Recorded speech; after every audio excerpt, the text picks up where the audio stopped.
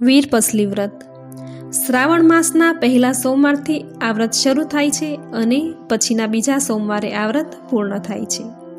ભાઈની બહેનો આ વ્રત ભાઈના કલ્યાણ માટે અને તેમની લાંબી આયુષ્ય માટે કરે છે. ભાઈ પોતાની બહેનને શક્તિ પ્રમાણે ભેટ આપે છે. એક ડોશી હતા, તેમને 7 દીકરા અને 1 દીકરી. ડોશીએ 7 દીકરા અને દીકરીને પરણાવ્યા, પણ સાસરિયામાં કોઈ કારણથી દીકરીને અણબનાવ થયો. મન દુઃખ થયું અને દીકરી પિયર પાછી આવતી રહી અને પછી તો ત્યાં જ રહેવા લાગી. ડોશીના 7 દીકરાઓમાં 6 મોટા દીકરાઓ ધંધો કરી સુખી થયા અને વખત જતાં પોતાના કુટુંબ કબીલા સાથે ડોશીમાંથી જુદા રહેવા જતા રહ્યા. નાનો દીકરો અને વહુ પણ 2 જણ ડોશીમાં સાથે રહે અને સાથે નાની બહેન પણ રહે. નાની બહેન એવી કમનસીબ કે નાના દીકરાને ધંધામાં 2 પાંદડે જ ન થવા દે. આમને આમ દિવસો વીતવા લાગ્યા. એક દિવસ બહેનને થયું કે લાવ, મારા નાના ભાઈની સ્થિતિ નબળી છે તો તેમના પરથી મારો બોજો થોડો હલકો થાય તેમ હું થોડું કામ કરું. આમ વિચારી બહેન પોતાના 6 મોટા ભાઈઓ પાસે કામ માંગવા ગઈ. ભાભીઓએ તેને જાકારો આપ્યો, ભાઈઓએ પણ જાકારો આપ્યો. બહેન નિરાશ થઈ ગઈ કે જેના 7 ભાઈઓ હોય એ બહેનને કદી ઓશિયાળાપણું ન હોય, હું જ અભાગણી છું. આમ વિચારી નિરાશ થઈ બહેન જવા લાગી. ત્યાં એક ભાઈએ કહ્યું, બહેન, ઢોર ચારવાનું કામ કરીશ તો નાના ભાઈને ટેકો થશે. એમ વિચારી બહેને કામ સ્વીકારી લીધું. સવારથી સાંજ સુધી બહેન તો ઢોર ચારવા જાય છે અને સાંજે જ્યારે ઘરે આવે ત્યારે ભાભી જે કંઈ એઠું જૂઠું વધ્યું હોય તે એને આપે અને નાની બહેન તે ઘરે લઈ જઈ અને ખાય છે. આમ સમય વીતવા લાગ્યો. એક દિવસ બહેન જ્યારે ઢોર લઈ ચરાવવા બહાર જતી હતી ત્યારે નદી કિનારે કેટલીક છોકરીઓને પૂજાપાઠ કરતી જોઈ, હસતી ગાતી જોઈ બહેન ત્યાં ગઈ અને પૂછ્યું, બહેનો, તમે આ શેનું વ્રત કરો છો? પેલી છોકરીએ કહ્યું, અમારે વીરપસલીનું વ્રત છે. આજે વીરપસલીના દિવસે દોરા લીધા છે, તે અમે અમારા ભાઈને બાંધીશું અને ભાઈનું કલ્યાણ થાય તેવી ભાવના સાથે આશીષ આપીશું. આવું સાંભળી નાની બહેને કહ્યું, આ દોરા બાંધવાથી ભાઈને શું લાભ થાય? પેલી છોકરીઓએ કહ્યું, ભાઈને અમે દોરો બાંધીશું, ભાઈ અમને ભેટ આપશે અને અમે ભાઈને અંતરના આશીર્વાદ આપીશું, જેથી ભાઈનું આખું વર્ષ સારું અને સુખમાં જાય. આવું સાંભળી નાની બહેન તો ખુશ થઈ ગઈ અને બોલી, તો બહેનો, મને પણ જો તમે આ વ્રત કેવી રીતે થાય અને તેની વિધિ કેમ કરાય તે કહો તો હું પણ મારા ભાઈના ભલા માટે વીરપસલીનું વ્રત કરું. પેલી છોકરીઓએ કહ્યું, 8 શેરવાળો દોરો લઈ તેમાં 8 ગાંઠો વાળવી અને સોમવારથી બીજા સોમવાર સુધી 8 દિવસ એમ રોજ આ દોરાને ધૂપ દેવો અને ધૂપ દીધા પછી જ જમવું. આમ 8 દિવસ પૂરા થાય પછી આ દોરો પીપળે બાંધવો. આમ કહી એક છોકરીએ નાની બહેનને 8 શેરવાળો દોરો આપ્યો અને કહ્યું, આમાંથી એક દોરો તારા ભાઈને કાંડે બાંધ અને જે બાકીના દોરાને 8 દિવસે વીરપસલીનું વ્રત પૂર્ણ કરી 8 દિવસ સુધી ધૂપ દઈ પીપળે બાંધજે. પેલી છોકરીઓના કહ્યા મુજબ એ જ દિવસે રવિવાર હતો અને તેની બહેને વીરપસલીનું વ્રત શરૂ કર્યું. પોતાની માને કહ્યું, માં, મેં આજથી વીરપસલીનું વ્રત લીધું છે, માટે આ દોરો તમને આપું છું. મારે આખો દિવસ ઢોર ચરાવવા જવાનું હોવાથી તમે આ દોરાને આવતા સોમવાર સુધી 8 દિવસ ધૂપ આપજો. નણંદે વ્રત લીધું છે તેવું પેલી અદેખી ભાભીઓને ખબર પડી અને તેમાંની એક કોઈ બહાનું કાઢી નણંદના ઘરે આવી જોયું તો નણંદબા નહાવા ગયા છે, ડોશીમાં કામમાં છે. એવો લાગ જોઈ પેલી ભાભીએ જ્યાં દેવતા સળગતો હતો ત્યાં જઈ ચૂલામાં પાણી નાખી દેવતા ઓલવી નાખ્યા અને ઠારી નાખ્યા. બહેન તો નાહી ધોઈ ઘરે આવી દોરાને ધૂપ આપવા જ્યાં ચૂલા પાસે જઈને જુએ છે તો ચૂલો ઠરેલો છે, કોઈએ અંદર પાણી નાખ્યું છે. બહેન મા પાસે ગઈ અને કહ્યું, માં, આ દેવતા કોણે ઠારી નાખ્યા? ડોશી બોલ્યા, રામ જાણે, હું તો બહાર કામમાં છું, પણ હા, હમણાં મોટી વહુ આવી હતી, ચોક્કસ તેણે જ દાજની મારી પાણી નાખી દેવતા ઠારી નાખ્યા હશે દીકરી, જેના જેવા કરમ આપણું બુરું કરનારનું ભગવાન ભલું કરે.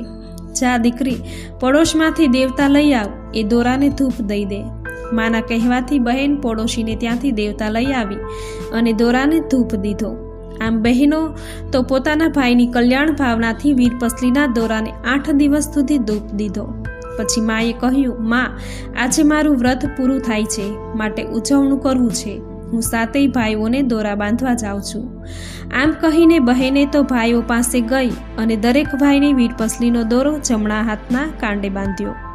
પહેલા 6 ભાઈઓને દોરા બાંધ્યા, પણ તેમાંથી એકેય ભાઈએ બહેનને વીરપસલીની ભેટ આપી નહીં. બહેન તો નિરાશ થઈ મનમાં વિચાર કરતી છેવટે નાના ભાઈ પાસે ગઈ. મનમાં બોલી, ભલે ભગવાન, મારા ભાઈઓએ મને કંઈ ન આપ્યું, પણ આપ એમનું કલ્યાણ કરજો. છેવટે નાના ભાઈની પાસે આવી અને ભાઈને વીરપસલીનો દોરો બાંધ્યો.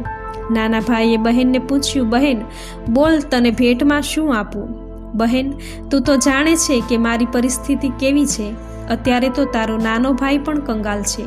આટલું બોલતા તો નાના ભાઈની આંખમાં જળજળી આવી ગયા.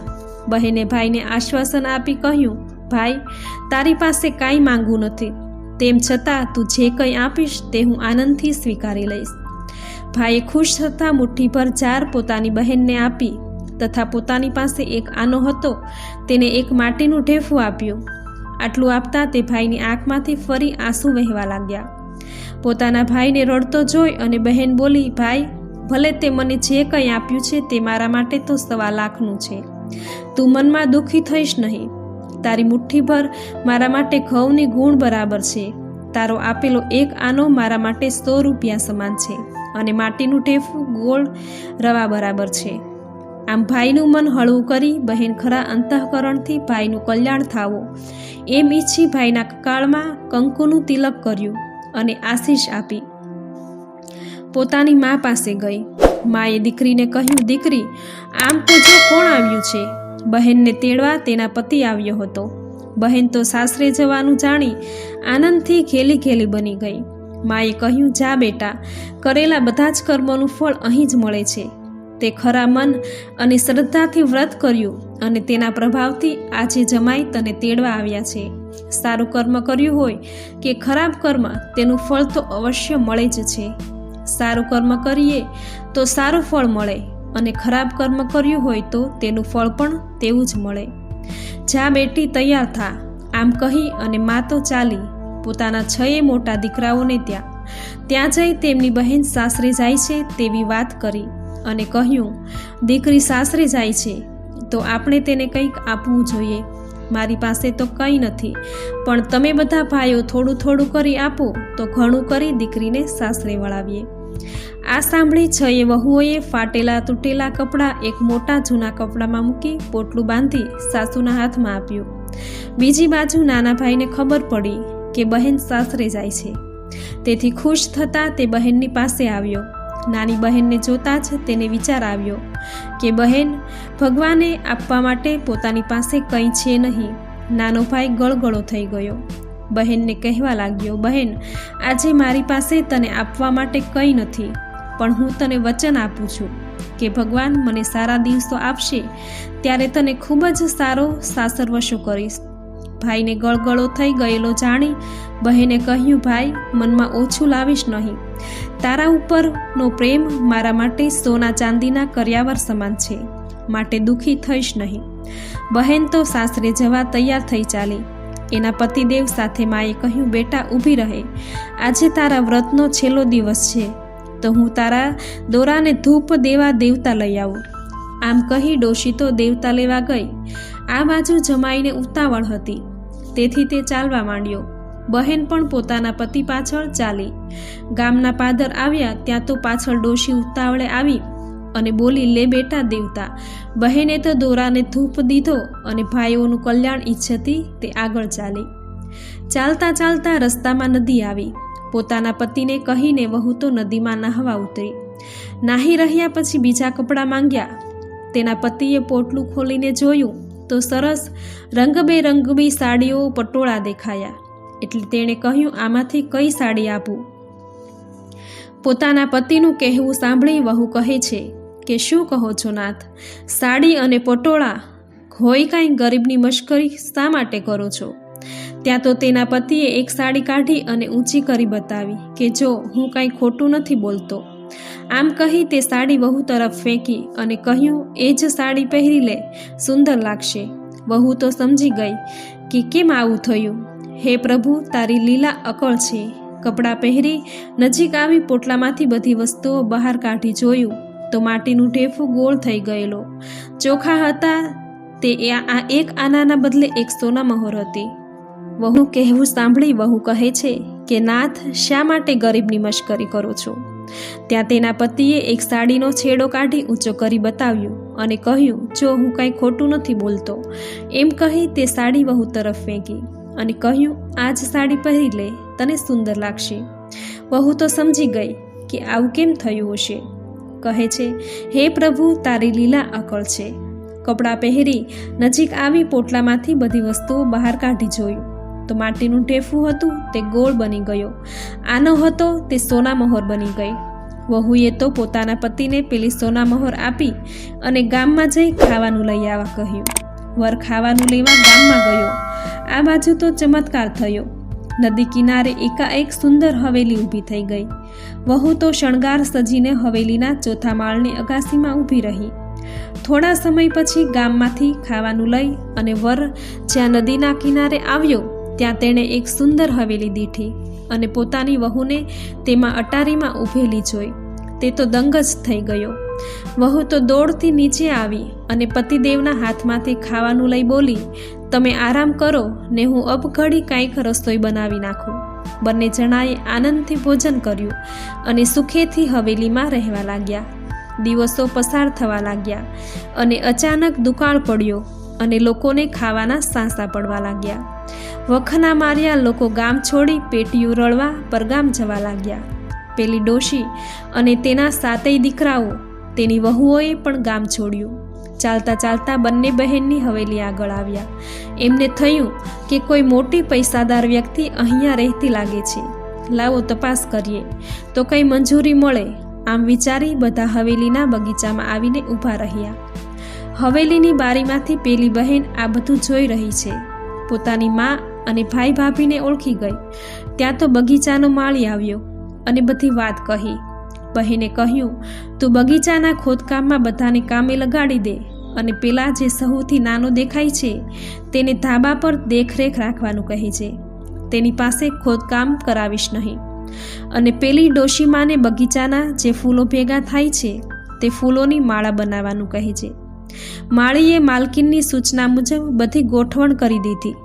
એક દિવસ બહેનને થયું કે લાવ, આજે અમારા લગ્નની તિથિ છે તો બધાને જમવાનું કહું. નકોરોને જમવાનું બનાવવાનું કહી અને તેણે પોતાની મા તથા ભાઈ ભાભીઓને જમવા બોલાવ્યા. બધા જમવા બેઠા અને પેલી બહેન જાતે બધાને પીરસવા માંડ્યું. નણંદને જોઈને પેલી અદેખી ભાભીઓ તો અચંબામાં પડી ગઈ, નીચા મોઢા નાખી ગઈ. ભાઈઓ પણ ભોઠપ અનુભવવા લાગ્યા. ત્યારે બહેને કહ્યું, જોયું ને, ભાઈઓ અને ભાભીઓ વખત કોઈનો નથી. દરેકના જીવનમાં સારા નરસા દિવસો આવે છે, માટે કદી અભિમાનમાં છકી ન જવું. અને તેમાંય હું તો તમારી બહેન હતી, પણ તમે મને હળધૂત કરી. માત્ર એક નાના ભાઈએ જ મને પોતાનો પ્રેમ આપ્યો. મેં વીરપસલીનું વ્રત કર્યું, તેના પ્રભાવે જ આજે તમે મારી આ સુખની દુનિયા જુઓ છો. બધાએ બહેનને કહ્યું, અમારી ભૂલ હતી બહેન, અમને માફ કર. બહેને બધાને માફ કર્યા